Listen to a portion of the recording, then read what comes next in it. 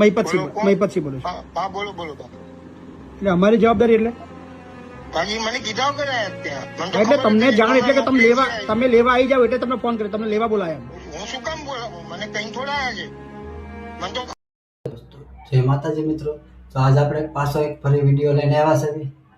તો તમે વિડીયો જોજો તો તમને ખબર પડી છે. ને આ વિડીયો તો બહુ ખાસ વિડીયો છે અને મા બાપનો વિડીયો છે.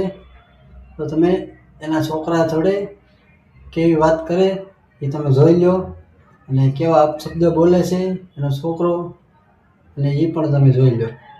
મહીપતસિંહ બોલું છું. હા બોલો બોલો એટલે અમારી જવાબદારી એટલે ભાજી મને કીધા કરાય ત્યાં મને તો એટલે ખબર તમને હતી જાણ એટલે કે તમે તમે લેવા આવી જાવ એટલે તમને ફોન કર્યો, તમને લેવા બોલાયા. હું શું કામ બોલાવું મને કઈ થોડા આવ્યા છે મને તો ખબર હતી નોકરીએથી આવ્યો પણ તમારા મા બાપ છે તો તમારે લેવા તો આવવું પડે ને મારા ભાઈ.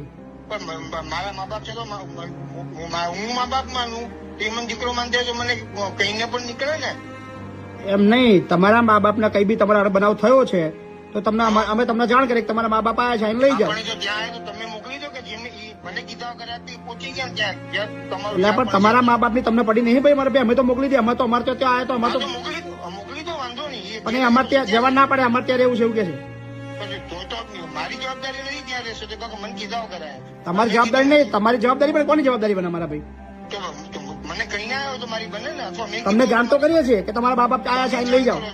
જાણ કરવાની ફરજ કોની આવે જતા પેલા તમારા જે બી ડખા થયા છે એટલે જાણ કર્યા વગર નીકળ્યા છે ને હવે બંને જણા. હા તો મેં મેં ક્યાં કીધું જ છે જવાનું એટલે તમે કીધું ને પણ ડખા પડે ત્યારે જ નીકળ્યા, એમ તો ઘર છોડ્યું નહીં તમારું. એ તો તમે આ બધું ખોલીને બેઠા હોય તમે એક બાજુ જ સાંભળવાના છો પણ તમે આવો ને તમારું સાંભળીએ, તમને સાંભળવા માટે ફોન કરું છું. તમારે આવતો છે ને ખાલી ત્યાંથી વાર્તાઓ કરવી છે. તો મોકલી દો ને એમને મોકલી દો કેટલી ઉંમર છે એમની? તમારે લેવા આવવાની ફરજ નહીં બનતી કે આપણે લઈ જઈએ મા બાપને?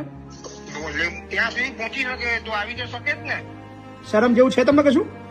તો તમારામાં છે શરમ જેવું તમે આવી રીતે વાત કરો છો મારી હે જોડે? શરમ, બે પૈસાની ઇજ્જત જેવું કશું શરમ જેવું છે કે મા બાપ ત્યાંથી ઘરથી નીકળ્યા છે અને મને વાર્તાઓ કહો છો કે એમને મોકલી દો, પાછા લેવા આવવાનું જરા કે પડી નહીં કશી. રડો છો શું કરવા તમે? આમનો એક પગ એક્સિડન્ટ વાળો છે, બીજો ઘસાઈ ગયું છે. રડો છો શું કરવા? એક દીકરો આવો પકડ ને તેમને નોકરી કરી 72 વર્ષની. લોકડાઉન થી મેં પણ આવો પગે નોકરી કરતો હું. એ રાખશો જ નહીં કે હા અને એના ઉપરથી છે એ વ્યક્તિ કેવી છે ખ્યાલ આવે છે. તમને તો ખબર, તમારો છોકરો કેવો તમને ખબર છે ને? અમને તો ખબર જ છે. ખબર જ છે અને આમાં મારો ફોન છુપાવી દે, ફોન છુપાવી દે. બોલો દાદા, ક્યાંથી આવ્યા છો? અમદાવાદ. અમદાવાદ. શું નામ તમારું? ભવજીત રાણા.